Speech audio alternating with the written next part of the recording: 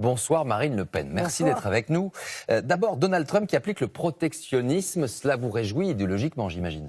Oui, bien entendu. Vous savez que nous défendons le protectionnisme depuis de nombreuses années et que d'ailleurs, puisqu'il s'agit de discuter de l'acier, l'acier français a disparu précisément parce qu'il était victime d'une concurrence tout à fait déloyale en provenance de Chine, la même que Donald Trump considère comme dangereuse pour l'acier américain. Avec un protectionnisme comme celui-là, les premières victimes directes d'une guerre commerciale potentielle, ça sera les ouvriers d'ArcelorMittal, de Valorex. C'est aussi ça le risque d'une guerre commerciale et du protectionnisme? Non, je ne crois pas du tout, car en réalité, c'est plutôt l'Allemagne qui va en subir, en l'occurrence, les conséquences. Mais il faut quand même que vous soyez conscient que énormément de pays du monde marchent avec le protectionnisme. La Chine fonctionne avec du protectionnisme, par exemple. L'Union européenne met des taxes également, des taxes douanières. L'Union européenne le fait également. Je crois que sur les chaussures, c'est 22 à 25% de droits de douane en Chine. Nous devons préserver notre industrie, ce qui n'empêche pas d'avoir des accords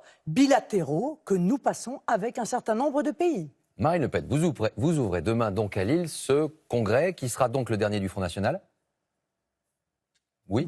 Je ne sais pas. Pourquoi vous ne savez pas? Parce que ce sont les adhérents du Front National qui vont décider de cela. Qui vont décider, qui ont décidé, puisqu'ils se sont exprimés, qui vont s'exprimer? Non, il y aura un vote. Vous savez, le Front National défend la liberté. Il se l'applique, et notamment la liberté pour les adhérents de pouvoir décider de l'avenir de leur mouvement.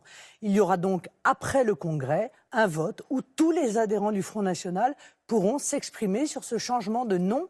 Je sais que c'est étonnant, mais en l'occurrence, dans un pays qui est de moins en moins démocratique, mais en l'occurrence, c'est notre philosophie au Front National. Pourquoi était-ce si important de changer de nom maintenant? Parce que je crois que le Front National est devenu adulte.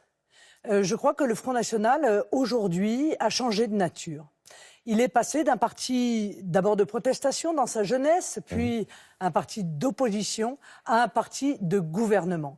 Il doit acquérir la culture des alliances, acquérir la culture d'un parti de gouvernement, et il faut le faire savoir, et changer le nom, je crois que c'est une des manières de le faire savoir. C'est aussi une façon de tourner définitivement la page sur les années précédentes et finalement l'ère Jean-Marie Le Pen. Vous l'assumez, ça, le fait de tourner cette page-là? C'était son parti. Non, mais ça n'est pas du tout à l'égard de Jean-Marie Le Pen que cette décision est prise. C'est à l'égard de l'avenir du Front National et du rôle que le Front National doit avoir dans la vie politique française au moment où il y a une recomposition totale et où nous avons un rôle essentiel à jouer. Pas seulement en France d'ailleurs. En Europe aussi. Vous reconnaissez que vous êtes victime vous-même d'un trou d'air, finalement. On ne va pas faire le débat sur tous les sondages, mais en tout cas, victime d'un trou d'air depuis le second tour de la présidentielle.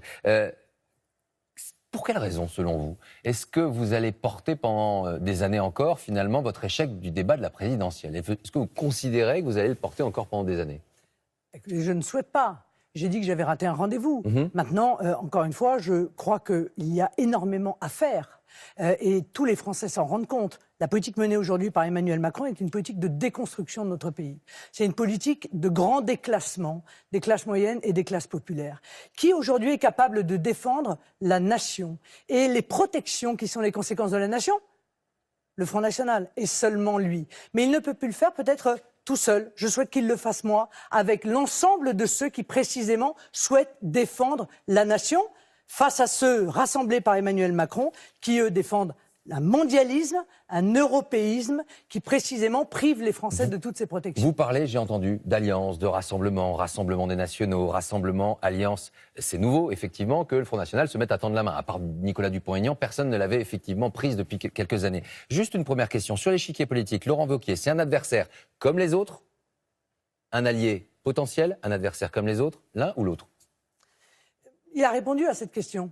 Oui, mais il a clairement indiqué qu'il se sentait, lui, plutôt sur la rive des mondialistes, plutôt que sur la rive de ceux qui défendent la nation. Donc vous n'êtes pas prêt à parler avec lui? Monsieur Dalaouche, car en réalité, il a été ministre, notamment ministre de l'Europe. Mais vous le dites vous-même, les gens changent, les gens évoluent.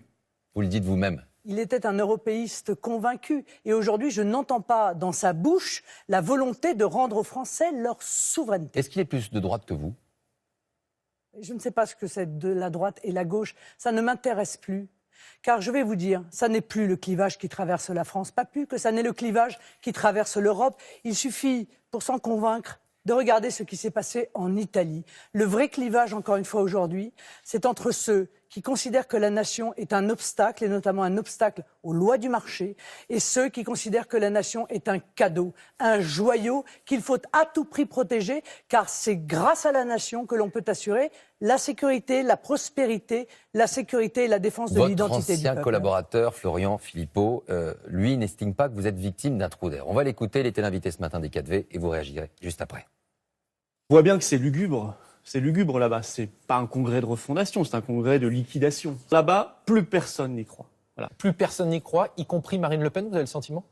Oui, je pense que Marine Le Pen n'y croit plus du tout, oui, bien sûr. Alors vous n'y croyez plus? Mais j'y Il ne crois. va pas vous manquer, Florian Philippot, après autant de travail, de stratégie, et finalement il n'est plus là, à vos côtés. Ça nous fait penser à Bruno Maigret qui s'en va. Après lui, qu'est-ce qui se passe au Front National? On ne garde pas ses cadres? L'unité, c'est impossible? D'ailleurs, après le départ de Bruno Maigret, je crois que c'est là où Jean-Marie Le Pen est arrivé au second tour de l'élection présidentielle. Donc il faut rester extrêmement modeste en politique. Il a fait un choix, le choix de partir. Il devrait s'occuper de son mouvement, d'ailleurs, plutôt que de faire tous les plateaux de télévision pour parler du mouvement qu'il a quitté, en des termes d'ailleurs aussi désagréables. Juste une question simple. Si Marion Maréchal Le Pen est physiquement absente du Congrès, est-ce que finalement, elle n'a pas déjà gagné sur le plan idéologique avec la victoire des identitaires, avec le départ de Florian Philippot, avec un parti qui se recentre sur l'identité finalement? Est-ce qu'elle n'a pas déjà gagné, elle? Le Front National ne se recentre pas sur l'identité. Le Front National marche sur deux jambes.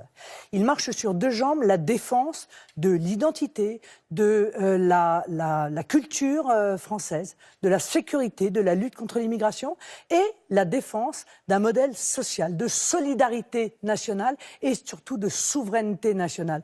C'est la ligne politique que je porte. C'est celle qui m'a fait élire à 2 congrès successifs et j'espère, je pense, qu'elle me fera élire également à ce 3e congrès. Le Donc cette troisième mandat. ligne Il y a en revanche un doute. politique. Si Marion Maréchal Le Pen vous laisse labourer le terrain pendant 3 ans et que finalement, au dernier moment, elle décide de se lancer.